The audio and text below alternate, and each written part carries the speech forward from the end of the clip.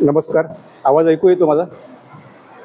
शाश्वत कोकण परिषदेचे प्रमुख आणि कोकणातील पर्यावरणवादी चळवळीचे ज्यांना अध्वर्यू म्हणता येईल अशा प्रकारचे आमचे मित्र सत्यजित चव्हाण, ज्यांचं भाषण तुम्ही ऐकण्यासाठी आलात, ते डॉक्टर दीपक पवार आणि मराठी प्रेमी मित्र हो. ग्रामीण महाराष्ट्रातील शाळा, भाषा आणि पर्यावरणाचे प्रश्न असा एक मोठा पट असलेला, अनेक आयाम असलेला विषय आपण आज हाती घेतलेला आहे. आम्ही गेले कित्येक वर्ष मराठी भाषेसाठी काम करतो आहोत, पण पहिल्यांदाच भाषेचा प्रश्न आणि पर्यावरणाचा प्रश्न एकत्रितपणे घेऊन काही कार्यक्रम, काही परिषदा आम्ही जे करतो आहोत तो अलीकडचा विकास आहे. आणि कदाचित केवळ भाषेवर फोकस असल्यामुळे आणि तोही भाषा विज्ञानाच्या दृष्टिकोनातून असल्यामुळे भाषेची चळवळ आणि लोकांच्या जीवन मरणाच्या प्रश्नांच्या आणि पर्यावरणाच्या चळवळी, या चळवळींमध्ये काही नातं नव्हतं आणि त्यामुळे आम्हाला मिळणारा प्रतिसाद हा देखील नगण्य होता. पण गेल्या काही वर्षामध्ये कोकणातल्या लोकांमध्ये लोकभाषांच्या संदर्भामध्ये आणि स्थानिक जलजीवन, तिथली बायोडायव्हर्सिटी, तिथली भाषिक विविधता, जैवविविधता यांच्या संदर्भामधली संवेदनशीलता सत्यजित चव्हाण, प्रसाद गावडे आणि इतर काही यूट्यूबर्सच्या मुळे खूप मोठ्या प्रमाणामध्ये जनजागृती झाली आणि त्यामुळे भाषेवर बोलणाऱ्या आमच्यासारख्या कार्यकर्त्यांना, लोकांना आता बऱ्यापैकी प्रतिसाद मिळू लागला आहे. आणि ही एक चांगली गोष्ट आहे, कारण निखळ भाषा वैज्ञानिक दृष्टिकोनातून आपण जर केलं तर लोक त्याच्याशी कनेक्ट राहत नाही.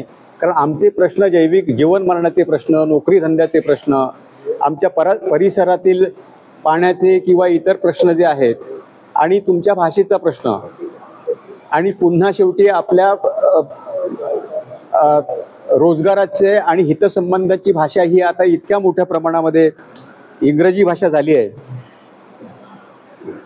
की लोक मराठीऐवजी किंवा लोकभाषांच्या ऐवजी इंग्रजीकडे मोठ्या प्रमाणामध्ये वळत आहेत.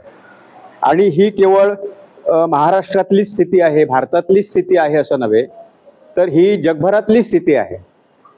पर्यावरणाचे जे प्रश्न आहेत ते प्रश्न हे जागतिक संदर्भामध्ये कमी जास्त फरकाने सारखे आहेत.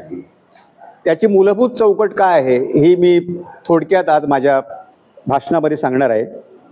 माझा दृष्टिकोन साधारणपणे भाषा वैज्ञानिक असेल, जसं सत्यजित चव्हाण पर्यावरणाच्या अंगाने, त्याचे राजकीय पैलू आहे ते डॉक्टर दीपक पवार आपल्या भाषणामधून मांडतील, की शाळा, भाषा आणि पर्यावरण यांचा एक एकात्मिक आंतरिक संबंध असतो.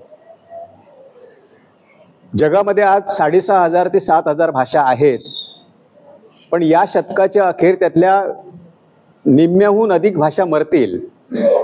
काही जणांच्या मते 90% भाषा मरतील आणि 10% शिल्लक राहतील. एवढी भाषिक विविधता कमी होईल, आणि ज्या प्रमाणामध्ये भाषिक विविधता जगाची कमी होईल त्या प्रमाणामध्ये जगाची सांस्कृतिक विविधता देखील कमी होईल. कारण भाषेचा संबंध संस्कृतीशी असतो आणि खूप आतून जैविक पद्धतीने पर्यावरणाशी असतो लोकभाषांचा संबंध. आणि याचा अभ्यास करणारी भाषा विज्ञानाची एक स्वतंत्र शाखा गेल्या 20-25 वर्षामध्ये उदयाला आली. आणि त्याचं मूलभूत प्रमेय साधारणपणे असं आहे की प्रत्येक भाषा ही इतकी युनिक असते, म्हणजे त्या भाषेमधले शब्द, त्या भाषेमधल्या शब्दांना लागणारे प्रत्यय, वाक्यरचनेमध्ये होणारी त्याची गुंफण, त्याचा संपूर्ण डिस्कोर्स, त्याची शैली ही तिथल्या मातीतून, परिसरातून जन्माला आलेली असते. आणि तुमच्या परिसराशी असलेलं तुमचं जे नातं आहे, किंबहुना ह्या जगाशी असलेलं नातं आहे, ते नातं भाषा डिफाईन करते. म्हणजे तुमचं वर्ल्ड व्ह्यू, जगासंबंधीचं, आपल्या आजूबाजूच्या माणसांसंबंधीचं, भाषेशी कनेक्ट असलेल्या बोली भाषांशी असलेलं नातं हे भाषेतून तयार होतं, सिद्ध होतं. त्यामुळे तुम्ही तुमची भाषा ही जशी झाडं आपली मुळं घट्ट धरून मातीत ठेवतात, त्याप्रमाणे माणसांनी आपापल्या भाषा घट्ट धरून ठेवायला पाहिजेत. आणि नंतर मग त्यांनी दुसरी, तिसरी, चौथी अशा कितीही भाषा, भाषेच्या संदर्भात भाषा ही आत्यंतिक लोकशाहीवादी आहे. भाषेची निर्मिती एका माणसाने केलेली नाही, भाषेची निर्मिती संपूर्ण समाजाने केलेली आहे. भाषा ही रिजिड नाही आहे, भाषा ही खूप लवचिक आहे. 10 वर्षापूर्वी, 100 वर्षापूर्वी, 200 वर्षापूर्वी, 300 वर्षापूर्वी जशी भाषा होती तशी आज राहिलेली नाही. तिच्यामध्ये अनेक स्थित्यंतरं झालेली आहेत. आणि 400-500 वर्षानंतर आपलीच भाषा अनाकलनीय व्हावी इतकं सभोवतालचं जीवन बदलतं आणि भाषेतील शब्दसंग्रह देखील बदलतो. इतका फरक आहे. तेव्हा भाषा ही निसर्गा इतकीच परिवर्तनशील अशा प्रकारची गोष्ट असल्यामुळे जगामधले भाषेचे अभ्यासक असं सांगतात की जर पृथ्वीवरची जर भाषिक विविधता नष्ट झाली तर या पृथ्वीचं खूप मोठं सांस्कृतिक अधःपतन होईल, सामाजिक अधःपतन होईल. आणि त्याची काही चिन्ह, मगाशी आता मी जे सांगितलं की भाषा आणि तुमचा वर्ल्ड व्ह्यू किंवा ॲटिट्यूड, जगाकडे पाहण्याचा तुमचा दृष्टिकोन, जगासंबंधीची तुमची समज, आपल्या माणसांविषयीची असलेली आस्था, हे भाषेमुळे घडतं. आणि तुमची भाषा ज्यावेळी तुम्ही टाकता आणि दुसरी, तिसरी भाषा अत्यंत जैविक, अनैसर्गिक पद्धतीने, अप्राकृतिक पद्धतीने तुम्ही केवळ आर्थिक कारणासाठी ज्यावेळी तुम्ही स्वीकारता, त्यावेळी तुम्ही तुमची मुळं तोडून, त्या मातीशी असलेली मुळं तोडून तुम्ही दुसऱ्या एका प्रदेशामध्ये तुम्हाला रुजवण्याचा प्रयत्न करता. तिथे तुम्ही काही माणसं जरी रुजली, आर्थिकदृष्ट्या, भौतिकदृष्ट्या त्यांनी प्रगती जरी केली, तरी संपूर्ण समाज आपली मुळं उपटून दुसऱ्या मातीमध्ये फार तग धरू शकत नाही, असं भाषेचे अभ्यासक सांगतात. आपला असा एक लोकप्रिय युक्तिवाद आहे की आपल्या समाजाचं इंग्रजीकरण झालं तर आपली भौतिक प्रगती खूप मोठी होईल. आणि राज्यकर्ते, प्रशासक हे तर सतत सांगत असतात मराठीकरणाच्या चळवळीच्या लोकांना. मराठीकरणाच्याच नव्हे तर जगभरामध्ये आता जी भाषेची चळवळ आहे त्यांच्यासमोर हाच एक प्रश्न आहे की जी ग्लोबल लँग्वेज होऊ पाहणारी भाषा आहे, विश्वभाषा इंग्रजी, ज्याची प्रमुख दावेदार आहे इंग्रजी. आता इंग्रजी इतक्यात अरेबिक, स्पॅनिश, मँडरीन, जापनीज या जगातल्या 5-6 भाषा ह्या अत्यंत प्रगत आहेत. आणि सगळ्या प्रकारचे व्यवहार हे त्या भाषांतून चालतात, हे तुम्हाला माहिती आहे. आणि कुठल्याही समाजाला प्रगती करण्यासाठी म्हणून आपली भाषा संपूर्ण टाकून देण्याची गरजच नाही म्हणून. आणि संपूर्णपणे भाषा टाकून दिली तर तुम्ही तुमच्या जो आंतरिक तुमच्या क्षमतेचा जो विकास आहे तो विकास तुम्ही सर्वोत्कृष्ट स्वरूपामध्ये व्यक्तच नाही करू शकणार. तुमची जी अभिव्यक्ती क्षमता आहे, तुमची कल्पनाशक्ती आहे, तुमची निर्मितीशीलता आहे, ही पूर्णांशाने प्रकट होणार नाही. एक खुजा समाज निर्माण होईल. आणि त्याची चिन्ह आता आपल्याला दिसू लागली आहेत. तुम्ही बघा की महाराष्ट्रामध्ये 60-70च्या दशकांपर्यंत मराठी माध्यमाचं शिक्षण हे बऱ्यापैकी अबाधित होतं. आपल्यापैकी बहुतेक जण मराठी माध्यमामध्ये शिकलेले आहेत, ग्रामीण महाराष्ट्रामध्ये शिकलेले आहेत. नंतरच्या काळामध्ये मुंबई शहरामध्ये जाऊन, आणखी कुठे जाऊन त्यांनी आपापल्या क्षेत्रामध्ये प्रगती केलेली आहे. साधारणपणे 90च्या दशकानंतर हे चित्र बदललं. आधी ते मराठीकडून सेमी इंग्रजीकडे गेलं आणि नंतरच्या काळामध्ये बिगर महाराष्ट्र राज्याचे जे बोर्ड्स आहेत, CBSE, ICSE, IB वगैरे, यांचं इतकं आकर्षण झालं की त्यांना वाटायला लागलं की या बोर्डामध्ये शिक्षण घेतल्यामुळे आपल्या मुलांना परदेशी जाण्याची संधी मिळेल, मोठी अपॉर्च्युनिटी मिळेल, मोठं जग त्यांच्यासाठी खुलं होईल. आणि 90च्या दशकामध्ये अनेक नियतकालिकांनी त्याचे अंक देखील काढलेले होते की भारतामध्ये मोठी क्रांती घडू लागलेली आहे.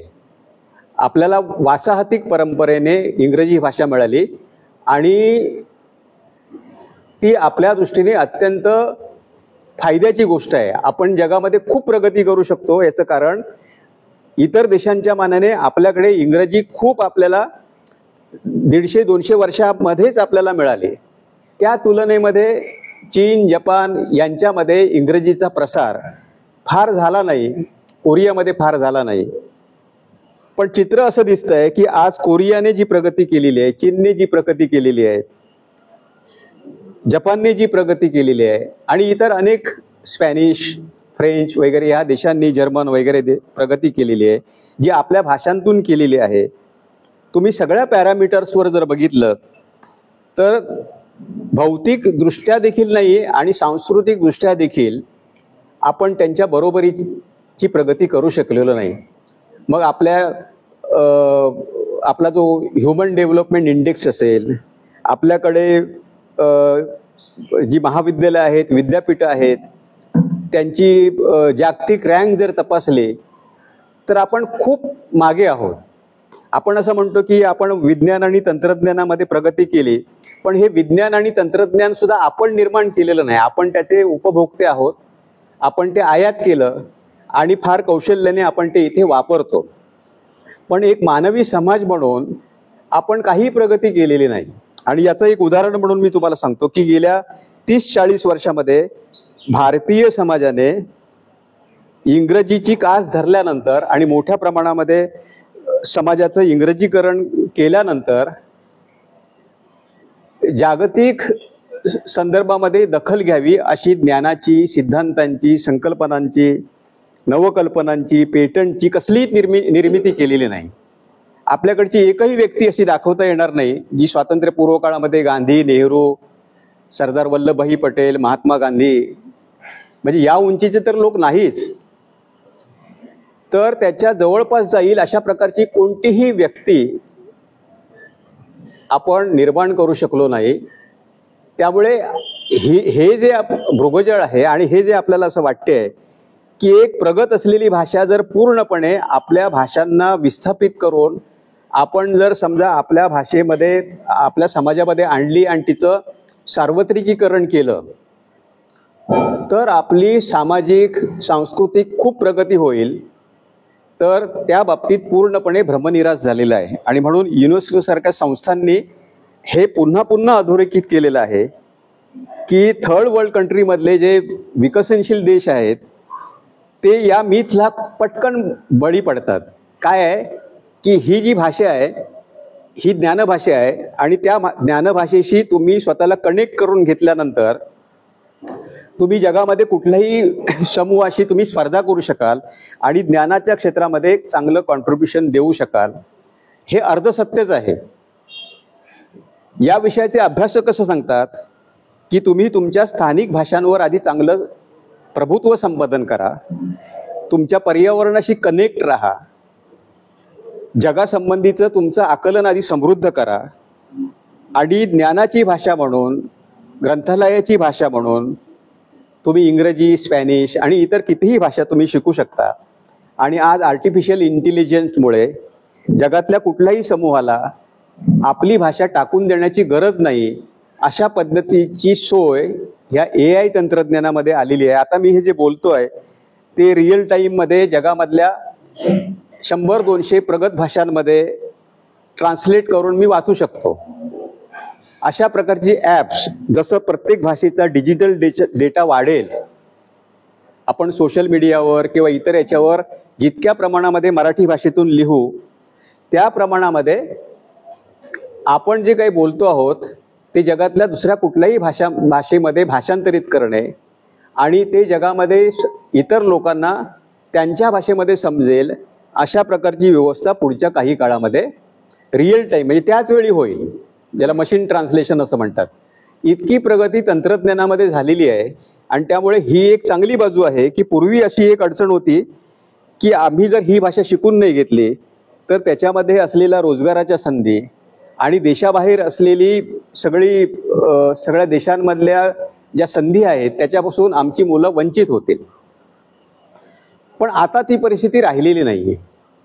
आणि दुसरं असं आहे की या अघोरी प्रकारामुळे, स्थानिक भाषांपासून आपल्या मुलांना पूर्णपणे तोडल्यामुळे आपली एकूण प्रगती काय झाली तर याचा वस्तुनिष्ठ अभ्यास आतापर्यंत झालेला नाही. पण असं दिसतं आहे की या समाजामधली सांस्कृतिक, बौद्धिक एक वाचक म्हणून, एक विवेकी नागरिक म्हणून जी समज आहे ती फार खुजी झालेली आहे समाज म्हणून. तुमच्या असं लक्षात येईल की गेल्या 10, 20, 30 वर्षामध्ये ज्या प्रकारचा समाज आपण निर्माण करतो आहोत तो कोणत्याही अर्थाने प्रगल्भ राहिलेला नाही.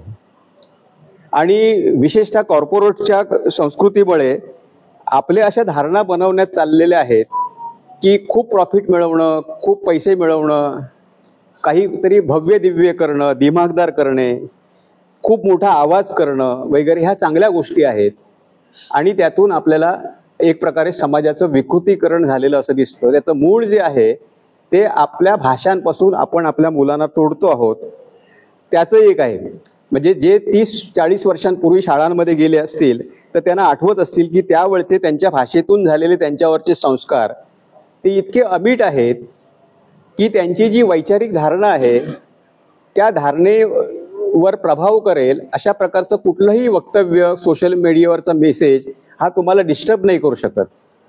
पण आजची मुलं ही इतकी व्यक्तिकेंद्रित झाली आहेत की स्थानिक लोकजीवन, पर्यावरण यांच्याविषयीची अत्यंत बेफिकीर वृत्ती समाजामध्ये खूप वाढलेली आहे. आणि एक भणंग असा समाज, आणि हा केवळ महाराष्ट्रापुरताच नव्हे तर जगामध्ये वेगवेगळ्या देशांमध्ये हे झालेलं आहे की एक पोटार्थी समाज निर्माण झाला. जगातले प्रगत समाज कोण आहेत? ते भाषिक समाज आहेत, लिंग्विस्टिक्स कम्युनिटीज आहेत, जे भाषेमध्ये काही नवीन निर्माण करू शकतात. अशा प्रकारचा समाज आज आपल्याला राहिलेला नाही. आपल्याकडची प्रांतरचना देखील भाषेच्या आधारावरच झालेली आहे, दुसऱ्या कुठल्याही तत्वावर झालेली नाहीये.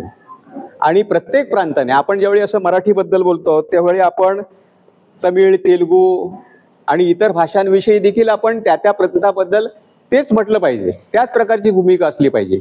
म्हणजे महाराष्ट्रामध्ये आपण आपली भाषा, लोकसंस्कृती, इथला निसर्ग हे सांभाळणं हे जसं आपलं दायित्व बनतं, तसं इतर समाजांनी त्यांची भाषा, त्यांचं पर्यावरण, तिथलं लोकजीवन, तिथल्या चालीरीती हे सगळं सांभाळणं हे देखील त्यांचंच कर्तव्य आहे. याचं कारण हा संबंध बायोडायव्हर्सिटीशी आहे आणि लिंग्विस्टिक डायव्हर्सिटीशी आहे. जसं आपण म्हणतो की इथल्या वनस्पती, इथल्या प्राणी, इथल्या वेगवेगळ्या प्रकारच्या जीवनशैली ह्या सगळ्या जर जतन करायच्या झाल्या तर त्याला दुसरा कुठला पर्याय येत नाहीये. तो तुम्ही तुमच्या भाषेतूनच करायला पाहिजे. आता याचं मूळ आता हे जे आहे की आता आपण ज्या मराठी शाळांविषयी आपण बोललो आहोत तिथे देखील अनेक लोक असंच म्हणतात की आपण इंग्रजीमध्ये आपली प्रगती करून घेऊ शकतो, मराठीमधून तशी प्रगती करून घेऊ शकतो का? आता हे पुन्हा दुष्टचक्र आहे. म्हणजे आपण जर आपली भाषा वापरली नाही तर ती भाषा प्रगत होणार नाही. आपली जर समजा गेल्या 50 वर्षांमधली भाषिक समज, भाषिक क्षमता, लिंग्विस्टिक कॉम्पिटन्स यांचा जर आलेख काढला तर आपल्या वडिलांची, आपल्या आजोबांची, पणजोबांची ह्या त्यांच्या पिढी गणिक आपल्या लोकभाषांची जी समज आहे ती कमी कमी झालेली आपल्याला दिसते. याचा अर्थ आपण खूप ज्ञानी झालो का इंग्रजी भाषेमुळे? आपल्याला हे माहिती आहे का की काही लोक इंग्रजी शिकून IT प्रोफेशनल्स होऊन परदेशामध्ये झाले, डॉलर्समध्ये पैसे मिळवतात वगैरे, सगळं ठीक आहे. पण किती लोक ड्रॉप आउट झाले? किती लोकांना इंग्रजी माध्यमाच्या शाळात मतिमंद ठरवून त्यांना शिक्षणातून उठवण्यात आलं आणि नंतर ते आयुष्यातून उठले? असे कितीतरी लोक आहेत की जे इंग्रजी माध्यमामध्ये शिकलेत, हट्टाने शिकलेत, पालकांच्या आग्रहामुळे शिकलेत.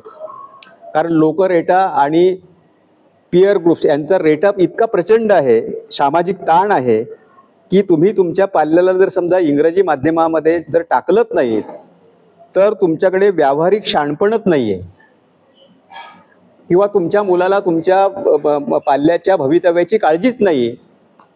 इतका एक सामाजिक दबाव मराठी समाजातील पालकांवर आहे. आणि त्यामुळे देखील झालं, त्याचा परिणाम काय झाला की शाळांची संख्या कमी कमी व्हायला लागली, पटसंख्या कमी व्हायला लागली. पटसंख्या कमी झाल्यानंतर इंग्रजी माध्यमाच्या शाळा खूप मोठ्या प्रमाणामध्ये वाढल्या. आणि नंतर मग ज्यांना मराठी माध्यमाच्या शाळांमध्ये टाकायचं आहे त्यांच्यासाठी आपल्या परिसरामध्ये चांगली शाळाच उपलब्ध झाली नाही. याचं कारण मराठी शाळा चालवणे हे आर्थिकदृष्ट्या अव्यवहार्य झालं. आता याचे सांस्कृतिक काय परिणाम होतील पुढच्या काळामध्ये? मराठी नाटक चालणार नाही, मराठी चित्रपट चालणार नाही, मराठी साहित्य निर्मिती कमी प्रमाणामध्ये होईल. साहित्य निर्मिती झाली तर त्याला प्रगल्भ, रसिक अशा प्रकारचा वाचक मिळणार नाही. आता तशी परिस्थिती झाली आहे की मराठी साहित्याशी संबंधित असलेला जो व्यवहार आहे त्याला प्रतिसाद मिळत नाही. तर तुमच्याकडे कोकण साहित्य परिषदेचे कार्यकर्ते आले आहेत. आपल्याला माहीत असेल की 10, 20, 30 वर्षांपूर्वी साहित्याला प्रतिसाद देणारा जितका वाचक वर्ग, श्रोता वर्ग गावागावांनी उपलब्ध होता, तितक्या प्रमाणामध्ये आता शहरांमध्ये होत नाही. मी पुण्यामध्ये मध्यंतरी एका पुस्तक प्रकाशनाच्या कार्यक्रमाला गेलो. ते लेखक देखील मुंबईचे होते. कार्यक्रम त्यांना मुंबईच्या सभागृहामध्ये करायचा होता. तर त्यांनी असं सांगितलं, आणि तो अत्यंत चांगलं पुस्तक होतं, की म्हणाले मुंबईमध्ये कोणी येणार नाही, माझ्या पुस्तकाच्या प्रकाशनाला 10 माणसं देखील येऊ शकणार नाही. आता हे वातावरण मुंबईमध्ये नव्हतं. म्हणजे एक काळ असा होता की दिवाळी अंक पुलंची पुस्तकं लोक रांगा लावून विकत घेत होते. दिवाळी अंकांची ॲडव्हान्स बुकिंग होत होती आणि नंतर दिवाळी झाल्यानंतर महिनाभर 2 महिने हे दिवाळी अंक खपत होते, कारण मराठी माणसं ते विकत घेऊन वाचत होते. या प्रकारची संस्कृती नष्ट होत का आलेली आहे की आपल्या नंतरच्या ज्या पिढ्या आहेत त्या उत्तरोत्तर मोठ्या संख्येने मराठी भाषेपासून तुटत गेलेल्या आहेत.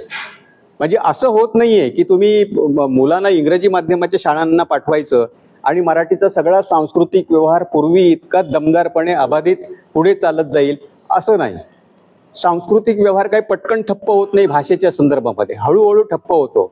दर 10 वर्षांनी आपल्याला असं दिसतं की आता आपल्याला या ठिकाणी मराठीचे कार्यक्रम करता येण्यासारखा वाचक वर्ग, श्रोतृ वर्ग मिळणार नाही. मग आता आपल्याला मनोरंजनाकडे वळायला पाहिजे. यातून एक प्रकारे सांस्कृतिक विरूपीकरण, विडंबन अशा प्रकारच्या संकटांना आपण निमंत्रण देतो आहोत. याचं मूळ कारण जे आहे की आपण आपल्या भाषा टिकवल्या पाहिजेत, आपलं स्थानिक पर्यावरण, आणि ही तिथल्या लोकांचीच, म्हणजे ज्याला आपण ग्लोबलायझेशन म्हणतो की नाही, ते ग्लोबलायझेशन म्हणजे लोकलायझेशनचं सार्वत्रिकीकरण आहे. म्हणजे तुम्हाला चांगलं स्थानिक होता आलं पाहिजे. तुम्ही जिथे असाल तिथे तुमच्या पर्यावरणाची काळजी घेणे ही तुमचीच जबाबदारी आहे. आणि त्या पर्यावरणाच्या समग्रतेमध्ये तुमची भाषा येते, तुमच्या लोकपरंपरा येतात, तुमच्या रूढी येतात, चालीरीती येतात, तुमची जीवनशैली येते, तुमचे माणसांबरोबरचे सहसंबंध येतात, झाडं झुडपं, प्राणी, पशुपक्षी, या सगळ्या गोष्टी त्याच्यामध्ये येतात. इंटिग्रेटेड आहेत, त्या एकात्मिक आहेत, जैविक आहेत. त्यांचा सुटेपणाने विचार करून चालणार नाही. आणि म्हणून प्रगतीच्या, विकासाच्या भ्रामक कल्पनांमुळे आपल्याला असं वाटतंय की अमुक एक भाषा शिकल्यामुळे, अमुक एका मार्गाने गेल्यानंतर किंवा अमुक एक प्रोफेशन स्वीकारल्यानंतर आपल्याला खूप पैसे मिळतात. दुसरी गोष्ट, कालच्या भाषणामध्ये मी त्याचा उल्लेख केला की पैशा संदर्भामध्ये देखील आपल्या धारणा बदलल्यात. महात्मा गांधी म्हणायचे की माणसाच्या गरजा पूर्ण करणं इतपत पृथ्वीवर साधन संपत्ती आहे, पण माणसाचा हव्यास पूर्ण करेल इतकी साधन संपत्ती पृथ्वीवर नाही. त्यामुळे साधी राहणी आणि उच्च विचारसरणी याला पर्यायच नाहीये. म्हणजे आनंदी जीवन हे जर आपलं साध्य असेल तर त्याच्यासाठी खूप पैसे मिळवणे, खूप स्पर्धा करणे, चढाओढीचं स्पर्धेचं जीवन जगणं, वेगवेगळ्या प्रकारचे आजार आपण करून घेणे, ह्या सगळ्या ज्या गोष्टी आहेत, ह्या सगळ्या गोष्टी नैसर्गिक नाही आहेत, ह्या पर्यावरणाच्या विरोधी आहेत. त्यामुळे आपलं जगणं जे आहे ते आत्यंतिक पर्यावरण विरोधी होत चाललं आहे, आपल्या लोकभाषांच्या विरोधी होत आहे. ते लोकभाषा स्नेही, पर्यावरण स्नेही कसं होईल याची ही चळवळ आहे. आणि म्हणून पुढच्या काळामध्ये भाषेच्या चळवळीतल्या आमच्यासारख्या लोकांनी देखील लोकांच्या स्थानिक जीवन मरणाच्या, पर्यावरणाच्या प्रश्नांशी जोडून घेणे आणि एकत्रितपणे काम करणे हे मला वाटते आवश्यक आहे. आणि म्हणून पुढच्या काळामध्ये मराठी शाळांचा जो प्रश्न आहे, आम्ही पालक संमेलनं घेतो वेगवेगळ्या जिल्ह्याच्या ठिकाणी जाऊन. आता ही एक अशी गोष्ट आहे की इंग्रजीच्या बाजूने बोलल्यामुळे तुम्हाला पटकन ॲक्सेप्टन्स मिळतो, स्वीकार्यता मिळते. हे बरोबर बोलतात, ही समाजाच्या प्रगतीची गोष्ट आहे. पण मराठीच्या बाजूने आपण ज्यावेळी बोलतो त्यावेळी असं वाटते की मग आमच्या मुलांनी प्रगती करूच नाही असं तुम्हाला वाटते का? कारण हे कोणी पहिल्यांदा सुरू केलं? मराठीऐवजी इंग्रजी माध्यमांच्या शाळांमध्ये पाठवणं उच्चभ्रू वर्गाने हे केलं. आणि जगामध्ये प्रत्येक ठिकाणी असंच झालेलं आहे. भाषेचं प्रमाणीकरण हे जसं उच्चभ्रू समाज करतो तसं भाषेकडून शिफ्ट होणं, भाषेपासून विस्थापित होणं हे सुद्धा आधी उच्चवर्णीयांकडूनच होतं. समाजातला उच्च वर्ग जो असतो तोच त्या भाषेपासून हे केलेलं आहे. ज्यांनी मराठीची जडणघडण केली, मराठीचं प्रमाणीकरण केलं, त्यांच्या नंतरची पिढी ही मराठीकडून पूर्णपणे इंग्रजीकडे गेली. आणि त्यांचं अनुकरण हे नंतरच्या बहुजन समाजाने केलं आणि त्याचं आपण मॉडेल तयार केलं की आता ते गव्हर्नमेंट सुद्धा असंच म्हणतं की आता आपल्याला खूप मोठ्या प्रमाणामध्ये इंग्रजी शाळा काढून समाजाची प्रगती करायची आहे, समाजाचा विकास करायचा आहे. पण भाषेचे अभ्यासक सांगतात की अशा पद्धतीने लोकभाषा, स्थानिक भाषा पूर्णपणे खोडून टाकून दुसरी एखादी भाषा ही समाजावर लादणे किंवा समाजाला स्वीकारायला लागणे हे अत्यंत नैसर्गिक आहे. त्याच्यामध्ये त्या मुलाची भाषिक प्रगती होणारही नाही, पण त्याची एकूण सांस्कृतिक प्रगती देखील होणार नाही, व्यक्ती म्हणून नाहीच होणार. काही लोक युरोप देशामध्ये किंवा आणखी कुठे देशामध्ये जाऊन चांगल्या प्रकारच्या नोकऱ्या जरी मिळवत असलेत, हे जरी मॉडेल जरी असलं, तरी संपूर्ण समाज म्हणून लोकभाषेमध्ये जितका प्रगती करू शकतो तितकी प्रगती ही पूर्णपणे आपल्या पर्यावरणाशी विसंगत असलेल्या भाषेमधून होऊ शकणार नाही. हे त्यातलं मुख्य सार आहे असं मला असं वाटते. म्हणून पुढच्या काळामध्ये मराठी भाषा, मराठी शाळा आणि पर्यावरण, स्थानिक पर्यावरण यांच्या प्रश्नांच्या संदर्भामध्ये काम करत असताना हे भान आपण सतत ठेवलं पाहिजे. आणि आपण ज्या कुठल्या क्षेत्रामध्ये असाल, मग साहित्याच्या क्षेत्रामध्ये असाल किंवा इतर कुठल्याही क्षेत्रामध्ये असाल, तर अशा प्रकारच्या आणि ही चळवळ कसली आहे, ही लोकशाहीकरणाची चळवळ आहे. समाजाच्या भाषेची चळवळ, पर्यावरणाची चळवळ ही लोकशाहीकरणाचीच चळवळ आहे. लोकशाही जीवनमूल्ये समाजामध्ये रुजवण्याची चळवळ आहे आणि ती आपण पुढे घेऊन जायला पाहिजे असं मला वाटते. भाषा, पर्यावरण, मराठी शाळा हे आतून जोडलेले आहेत. आपण मराठी शाळा जर टिकवल्या नाही तर मराठी भाषा टिकणारच नाहीये. दुसरा कुठलाच मार्ग नाही. याचं कारण इंटर जनरेशनल ट्रान्समिशन ज्याला म्हणतात, एका पिढीकडून ती भाषा आणि संस्कृती दुसऱ्या पिढीकडे संक्रमित करण्याचा एकच मार्ग आहे, तो म्हणजे भाषा शिकणे, शाळेमध्ये जाऊन शिकणे, औपचारिकदृष्ट्या शिकणे. आपण म्हणा की इंग्रजी माध्यमामध्ये मुलांना आपण पाठवू आणि नंतर मग वेगवेगळ्या वेळ मिळेल त्या पद्धतीने मराठी पुस्तकं वाचायला लावू.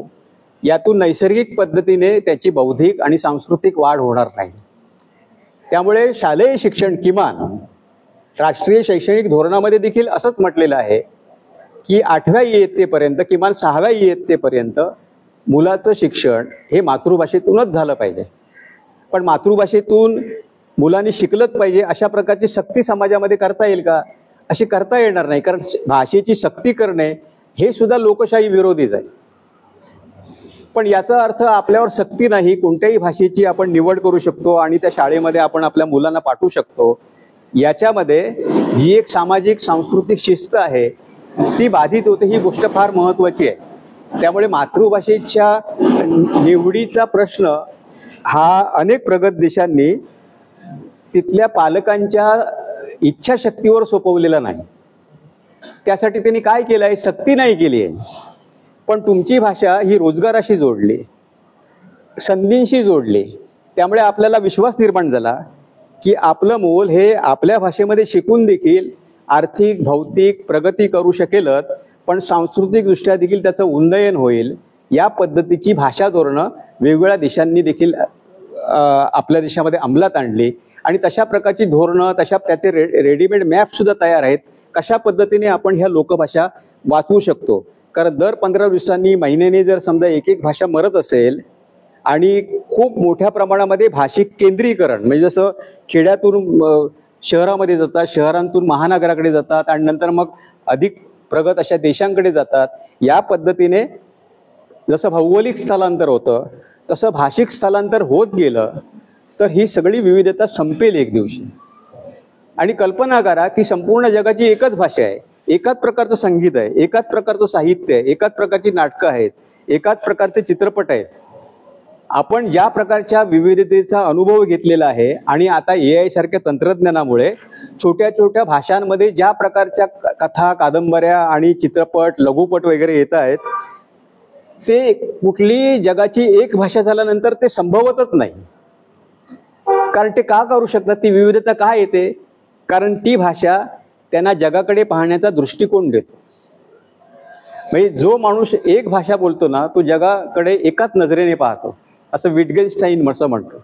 आणि जे लोक अनेक भाषा शिकतात, आत्मसात करतात, ते जगाकडे वेगवेगळ्या आयामांनी, दृष्टिकोनातून पाहतात आणि त्यांची जीवन जाणीव ही अधिक प्रगल्भ असते, समृद्ध असते. त्यामुळे भाषेची चळवळ ही एका भाषेचं समर्थन आणि दुसऱ्या भाषेचा विरोध अशी मुळात नाहीच आहे. मुळामध्ये ही बहुभाषिकतेची चळवळ आहे, ही भाषिक विविधतेची चळवळ आहे, ही जैवविविधतेची चळवळ आहे. अशा प्रकारचे या जर विषयाकडे आपण पाहिलं आणि कुठल्याही प्रकारचे संघर्ष टाळून आपल्यापेक्षा वेगळं मत असलेल्या माणसांना देखील आपण वेगळ्या मार्गाने, आता आपण सगळीकडे आम्हीच जाऊ शकत नाही, पण आम्हाला असं वाटते की हे विचार ज्यांना पटतात त्यांनी आपल्या परिसरामध्ये, आपल्या शाळेमध्ये, आपल्या संस्थेमध्ये अशा प्रकारचे आणखी काही लोकांना बोलावून अशा प्रकारचे सतत कार्यक्रम करावेत आणि स्थानिक पर्यावरण, स्थानिक भाषा यांच्यामधली जनजागृती जी आज जगभर केली जाते. तुम्ही जगाचे सगळे रिपोर्ट्स होता कशा पद्धतीने जगामध्ये भाषेच्या चळवळी सुरू आहेत स्थानिकांच्या, आणि त्या एक भाषा विरुद्ध दुसरी भाषा अशा नाही आहेत. आम्हाला दुसरी भाषा शिकायची आहे, तिसरी भाषा शिकायची आहे, पण आम्हाला आमची भाषा रिटेन करायची, जतन करायची. या पद्धतीने ह्या चळवळी पुढे आहेत. त्या चळवळी आपण पुढे नेल्या पाहिजेत आणि पर्यावरणाच्या क्षेत्रातील, शिक्षणाच्या क्षेत्रातील, भाषेच्या क्षेत्रातील, साहित्याच्या क्षेत्रातील सगळ्या लोकांनी एकत्र येऊन काम करायला पाहिजे असं मी सुचवतो. मला इथे बोलण्याची संधी दिली त्याबद्दल सत्यजित चव्हाण आणि ऐकून घेतल्याबद्दल आपण सर्वांचे मी मनपूर्वक आभार मानतो. जय हिंद, जय महाराष्ट्र.